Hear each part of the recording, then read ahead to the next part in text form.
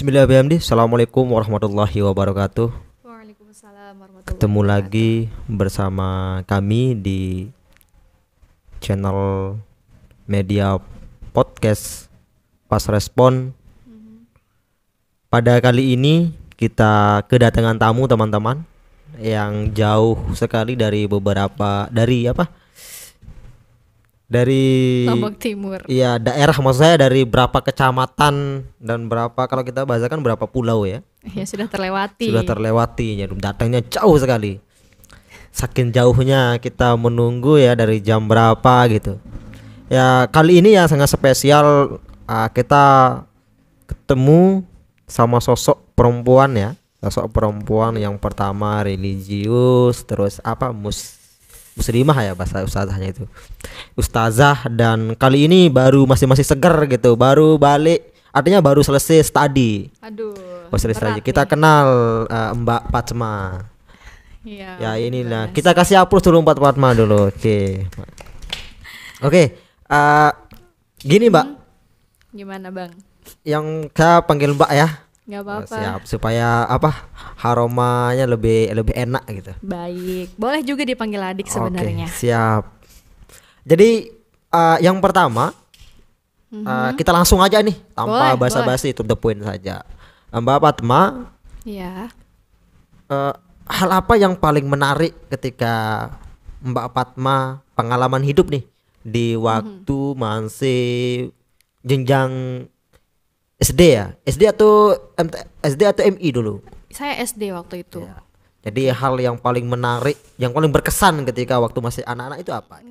Oke, jika ditanya tentang hal yang berkesan bagi saya semasa kecil waktu itu, menurut saya lebih simpelnya saya bilang itu sebagai titik balik saya sih setelah saya dewasa.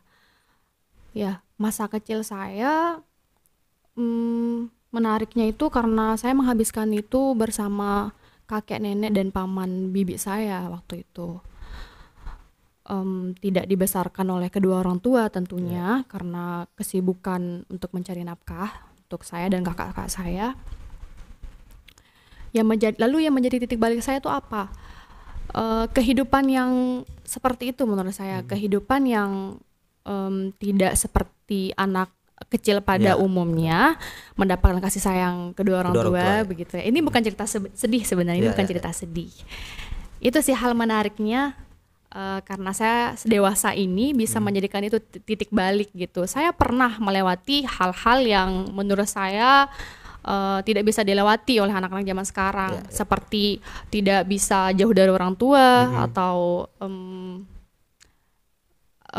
tidak menikmati kasih sayang begitu ya. Itu bukan hal yang besar bagi saya gitu, ditinggal pergi sama orang tua. Itu sih tidak ada yang menarik, tapi lebih baiknya kita bilang itu sebagai titik balik saya yang sedewasa ini. Artinya kita syukuri gitu kan. Betul. Kita syukuri apa yang kita diberikan. Namun selanjutnya jadi kan pasti di masa-masa itu kan pasti yang pertama ada namanya bagaimana senangnya dan sedihnya gitu menjalani, melihat anak-anak yang pada umumnya kan selalu didampingi orang tua, atau gimana perasaan Mbak Fatma pada waktu itu gitu.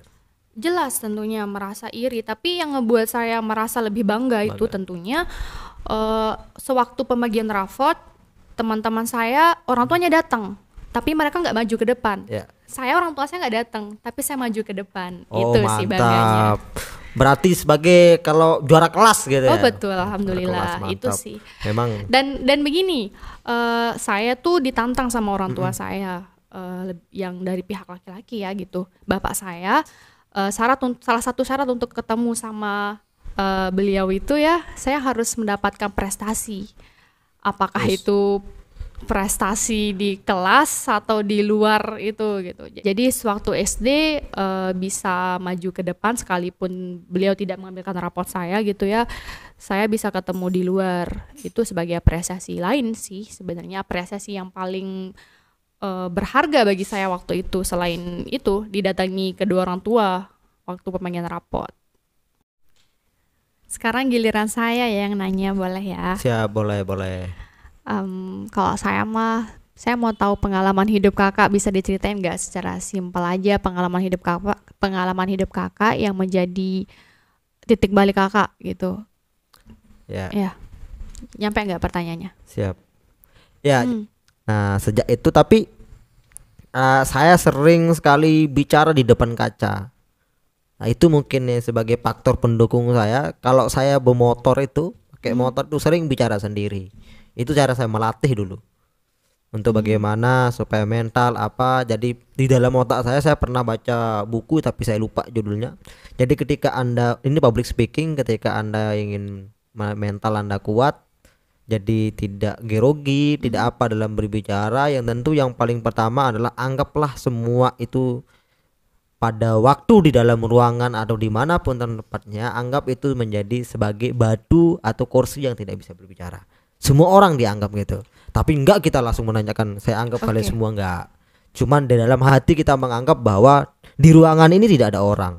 Cuma saya sendiri yang berbicara gitu loh. Dan yang kedua, kita anggap itu sebagai teman, kawan, mitra kita. Sehingga semester 1 memberanikan diri tampil menjadi korti gitu. Dari sana saya mulai awal belajar belum lagi disupport dengan organisasi internal maupun eksternal yang diskusi, memperbanyak literasi gitu kan, diskusi yang sesuai realita. Dan tentu semasa kuliah ini, selesai semasa kuliah, jadi semasa skripsian yang paling bahaya, paling parah itu saya semasa skripsian.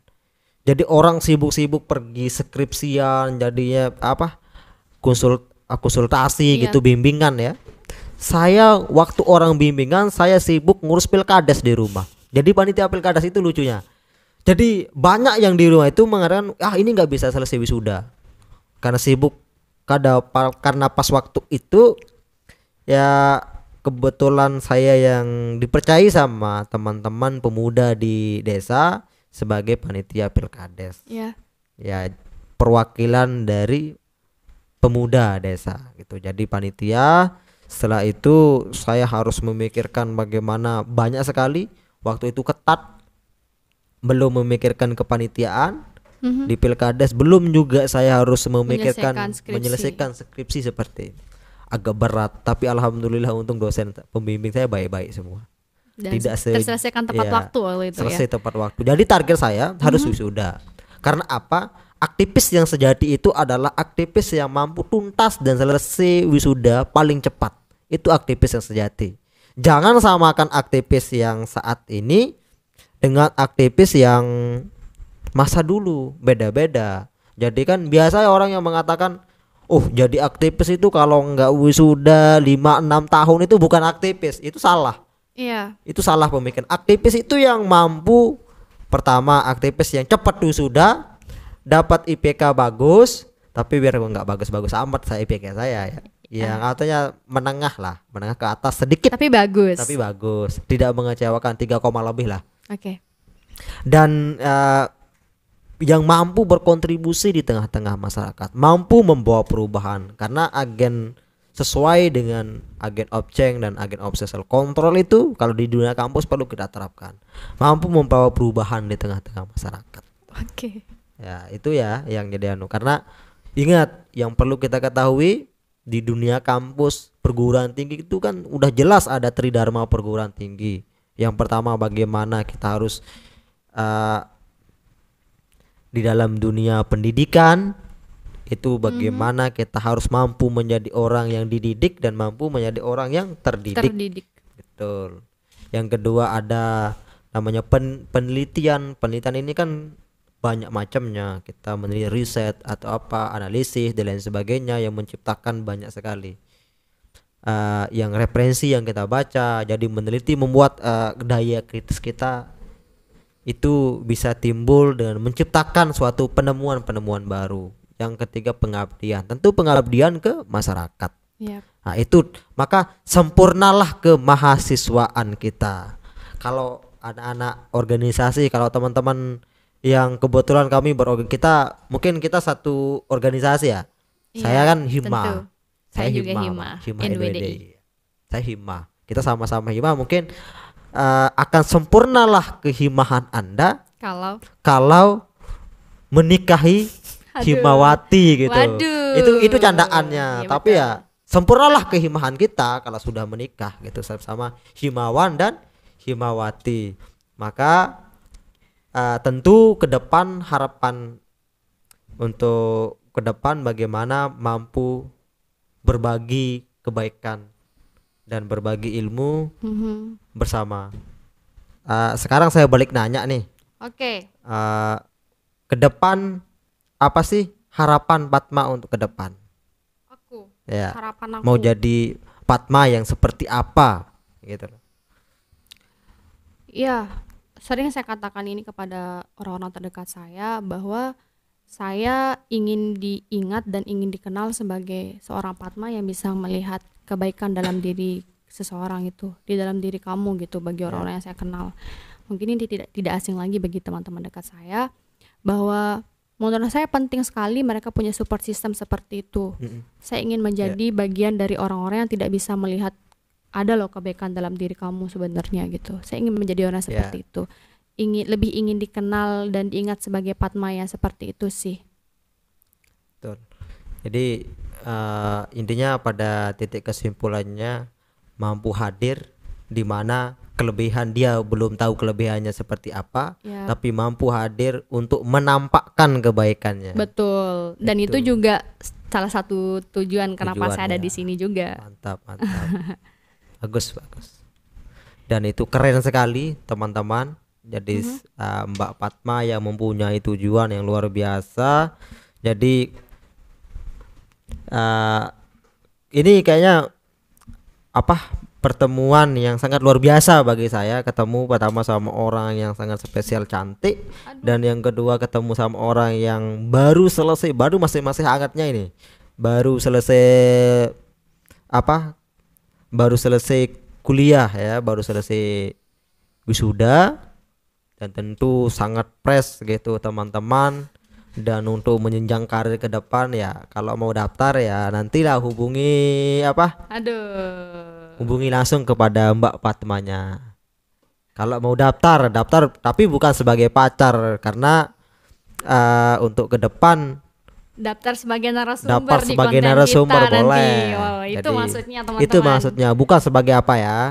Dan yang selanjutnya teman-teman semua, kali ini di podcast ini Mbak Fatma ini selaku host kita lagi sekali ya. Host kita nanti ke depan banyak sekali membincang agenda-agenda. Pertama, membincang tentang apa dulu Mbak Fatma? Channel kita di Pas Respon ini membahas channel apa?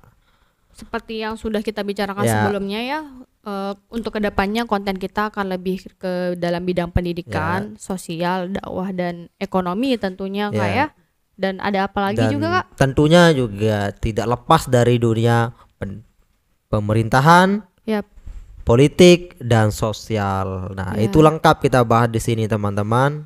Lebih-lebih sekarang ini ya penting sih untuk kita bahas dan punya wadah untuk bahas itu semua. Karena ini adalah sebagai kreasi anak milenial ya. Kreasi anak milenial menyampaikan ide dan gagasannya, lalu menelurkan ke orang banyak supaya itu yang menjadi referensi, menambah wawasan. Ternyata oh ini gitu. Misalkan banyak yang belum tahu tentang vaksin itu siapa sih fungsi vaksin ini gitu loh. Kita disuntik katanya banyak isu-isu hoax yang menyebar. Betul. Nah di sini kita hadirkan di podcast ini yang untuk membantah isu-isu tersebut untuk gitu meluruskan semua bahwa nggak seram-seram amat sih gitu loh. Vaksin itu nggak serem, hanya saja para provokasi yang membuatnya menjadi serem.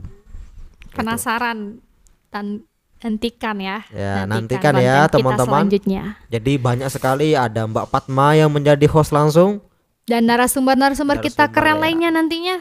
Tentu wajib untuk dinantikan konten-konten kita selanjutnya. Jadi kita undang orang-orang yang berkompeten dan pada bidangnya, baik dari segi politisi, pejabat, akademisi, pegiat sosial, jadi kesehatan, terus para pendakwah yang tentu berbidang pada potensi dan bakat masing-masing sesuai dengan bidangnya. Oke guys semua, teman-teman semua, sampai sini dulu pembahasannya karena masih banyak lagi yang akan kita bahas nanti ke depannya. Tentu tetap selalu kepoin, tetap selalu kepoin podcast kita di Pas Respon. Ya, saya atas nama Nasrullah dan rekan saya Fatma akan siap menghadirkan berita-berita yang hangat tentunya Ya. diperbincangkan. yang kekinian, isu-isu Tentu. kekinian.